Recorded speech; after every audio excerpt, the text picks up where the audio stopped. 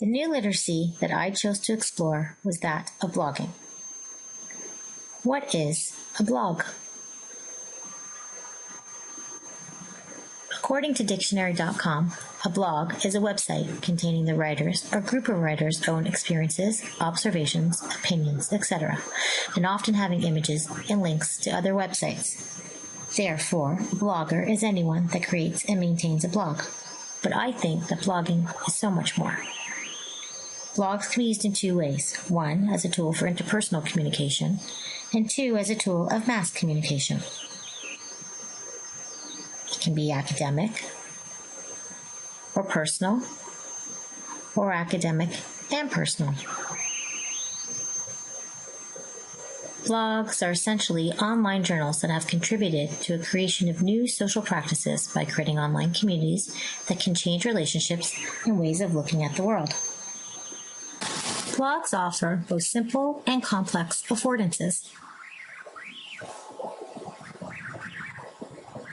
Simple in that they have characteristics of paper writing practices. And complex in that they are online, and this offers many different opportunities to share, comment, and participate in both your own and others' blogs.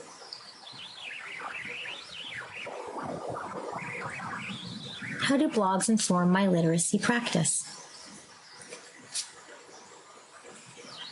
One word: participation.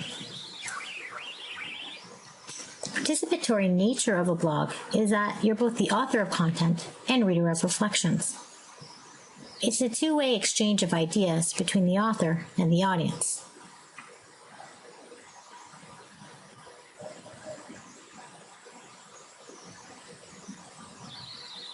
Blogs are evolving pieces of work that reflect the author's growth, and the improvement of skills are reflected in blogs. It's no longer an isolated writing experience. Do not provide this kind of participatory influence. Classrooms alone cannot provide this kind of experience. Internet provides a wider audience. How can we use blogs in the classroom? Blogs enable children and young people to produce their own content, to develop their own interests, to learn, and to respond to feedback outside of the formal structures of schooling. This is the blog that I created. I wanted to use as a template to show you what tools can be used in the classroom. If you look at the title is a great way to start your blog. It tells you a little bit about what your blog's about, who it's about, and this is where students are going to start when they create their own blogs. The next button is a great button, is the About Me button. And this button allows students to be able to express a little bit more about themselves and what they want their audience to know. We move a little further down, you'll notice that there are entries, and these are the entries that contain the content. Each entry has a title, and that title will inform the reader what they're talking about. These are called widgets. They're on the right. They inform the reader about what they like, the author likes and dislikes. One of the most important buttons is this one, the Leave a Comment button. This button is really important because it evokes the participatory nature of blogs. When we look a little further down at the blog, we could see that there is the recent posts. Recent posts are great for assessment because blogs in nature archive everything that is written, and this can show growth over time for teachers. Benefits and limitations of blogging in the classroom. Benefits. Blogs can be beneficial for both students and teachers. For students, blogs allow for creativity. They evoke participation. They develop their writing skills. They allow students to reflect on their own work and others' works. And they allow students to share with a wider audience what they are thinking and feeling. For teachers, blogs can be used to teach critical thinking and expression. They extend learning beyond the classroom, and this can be both a benefit and a limitation, as the classroom now changes from a 9 to 5, 6, 7, 8, 9, 10 job to anytime, 24 hours a day. They engage students at all different levels.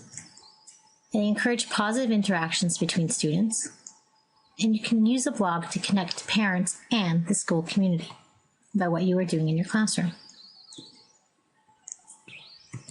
Limitations. Some limitations include the following. You need to ensure that everyone has access to the same technology. The idea of self-generated data might be a problem, as it might be hard for students to come up with topics on their own. You need constant monitoring. You need to control negative feedback and unwanted followers. How would you assess a blog? When assessing a blog, I think one has to keep in mind 4 key areas. The first area is content. Within the blog, you have to look for the ideas, comprehension, reflection, and connection to material. The next key component, is posts. When you look at the post, what is the writing quality? What's the relevance of the links and embedded material? What's the quality of reflection on others' posts? Design. Attempts at creativity. Do the elements make sense? Do they reflect the student in an effective way? Is it well maintained? And lastly, writing mechanics. You look for traditional spelling and grammar. They're always adhered to. These are all contingent on what you are assessing and what topic you are assessing in. This is an example of a rubric that I might use to assess blogs. But rubrics are not the only way to assess a blog. According to Mershon, blogs can easily be repurposed as open portfolios, carefully assessed and continually under surveillance. What have you learned from this discussion and observation about learning? With the introduction of new literacies, and in this case, specifically blogging, literacy becomes not just a monomodal process. Technology changes the writing process to that of a multimodal, multidimensional entity with many authors, and this is what we see in blogging. A blogger is as much represented by their blog as they are influenced by the people who read and comment on their work. It's an ongoing process which shows progression through the quality of writing and thought. Blogs are not static, and because of that, they are in essence a living document. As the author grows and changes, so too does the contents, design, embedded content, audience, and widgets. These are constantly evolving to match the author. It's a reflective and progressive, ongoing piece of work. As blogging itself offers new opportunities for networking and encourages new relationships between readers and writers, so using new technologies can encourage new relationships between producers and consumers. And I think Guy and Mershon were saying this to show this is where education and technology are going to end up. That we are going to be both producers and consumers, and through blogging itself, we'll be able to connect not only with our students, but with our community at large. Some difficulties I experienced. Before I started blogging, I had heard about them and even had read a few. However, I never really understood the amount of time and effort that goes into a blog. It seems as much as the author is free to write whatever they want, they also be cognizant of their audience. At least that is how it was in my case.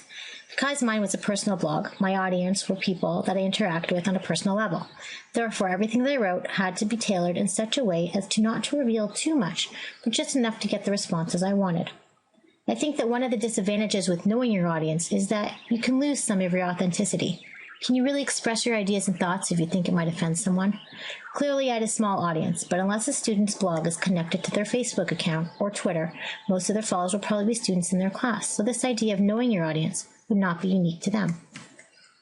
I also felt that the blog extended invisible strings. Aside from it being an assignment, I didn't want to disappoint the fans, and I would get emails that wanted me to update. And therefore, the strings extended into my personal life and time. As well, I also found it difficult to be consistent, to have consistency with my blog. I tried to at least do a few posts a month, but I confess, at times, I had no idea what to write about.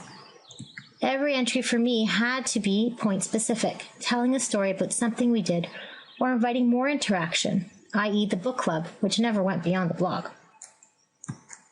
As well, I found that there was a subtle amount of pressure, having to write, having to go and check, having to make sure that you reflected on what other people were saying to you about your blog.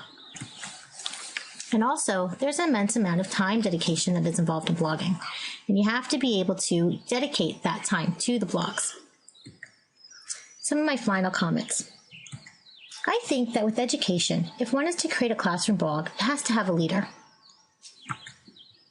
so that the content couldn't be student generated, but the topic is teacher generated. The teacher has to model good blogging etiquette in order for us to work. Timelines need to be established so that students can respond to other students and be sure that they do. And rules need to be created so that posts get commented on and discussion and participation is evoked. I know this sounds contrary to the freedom of a blog, or what is perceived as the freedom of the blog, but the design and how the student comments is all up to them. Overall, I found that my blogging experience was a positive one. I can see why it is such a popular medium. The idea that anyone with access to a computer and the internet can write a blog about anything at any time is amazing. I would definitely use aspects of it in my classroom to connect with my students and to have them connect with each other. Thanks very much for watching my presentation. I look forward to your feedback.